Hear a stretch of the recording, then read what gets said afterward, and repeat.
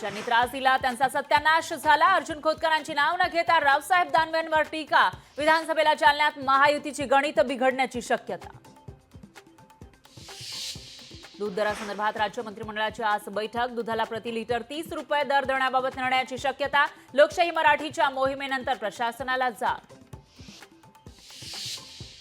अखेर नाशिक शिक्षक मतदारसंघाचं चित्र स्पष्ट. महायुतीचे उमेदवार किशोर दराडे विजयी तर अपक्ष विवेक कोल्हेंचा पराभव. मुंबई ठाकरेंचे 2 शिलेदार विजयी. मुंबई पदवीधरमधून अनिल परब आणि मुंबई शिक्षकमधून जमो अभ्यंकर विजयी. 2 दिवसांच्या मुक्कामानंतर दोन्ही पालख्यांचं पुण्यातून पंढरपूरकडे प्रस्थान. माऊलींची पालखी सासवडच्या दिशेनं तर तुकोबांची पालखी लोणी काळभोरच्या दिशेनं मार्गस्थ. कोयना धरण प्रकल्पग्रस्तांचा लॉंग मार्च. विधान भवनावर धडकणार तर उद्या प्रकल्पग्रस्त आझाद मैदानामध्ये लाक्षणिक उपोषण करणार.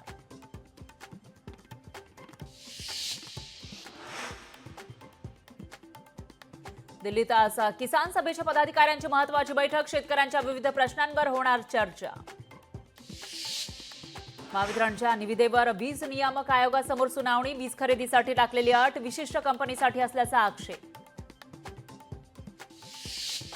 मराठा आरक्षण विरोधी याचिकाकर्त्यांमध्येच मतभेद. शुक्रे आयोगाला प्रतिवादी करायची की नाही यावरून याचिकाकर्त्यांमध्ये वाद.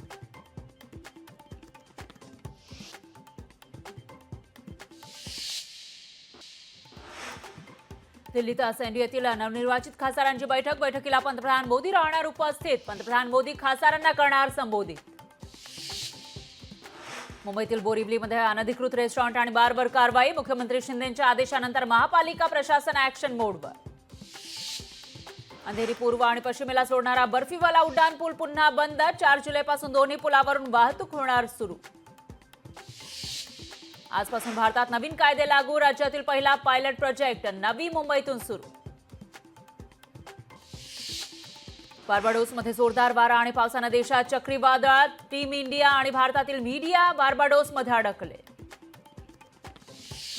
कर्जतमध्ये मावळ मतदारसंघाचे महायुतीचे खासदार श्रीरंगाप्पा बारणे यांच्या सत्कार समारंभाला अजितदादांच्या राष्ट्रवादीची दांडी. ईशान्य भारतात जोरदार पावसाचा तडाखा. आसाममध्ये अतिवृष्टीनं ब्रह्मपुत्रा नदीला पूर. गोलाघाट जिल्ह्याचा काही भाग पाण्यात बुडाला. अनिल परब यांच्या घरासमोर कार्यकर्त्यांचा जल्लोष. ढोल ताशांच्या गजरात शिवसैनिकांचा जल्लोष.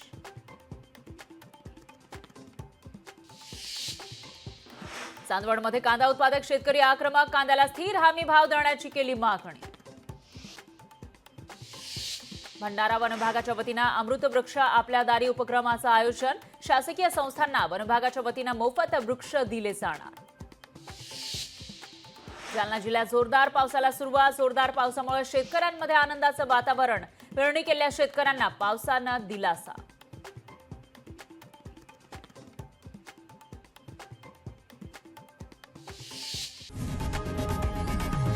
लोकशाही मराठी ऐका, पहा, जागरूक रहा.